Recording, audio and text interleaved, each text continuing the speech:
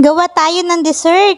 Let's make ube langka yema pastillas. At eto lang yung mga ingredients na gagamitin. Yung langka ay ginayat ko lang ng maliliit. Tapos itong condense ay hiniluan ko lang ng egg yolks. At nung mamix ko ng mabuti ang egg yolks at condense ay nagready na akong iluto. Lulutuin ko lang to sa mahinang apoy. Nung mainit na ang kawali, naglagay na ako ng butter. At nung patunaw na ang butter ay sinunod ko na din itong langka. Lulutuin ko lang to ng bahagya, then isusunod ko na ang condense na may egg yolks. Kapag bumubulwak-bulwak na ng ganito ay pwede nang isunod ang powdered milk.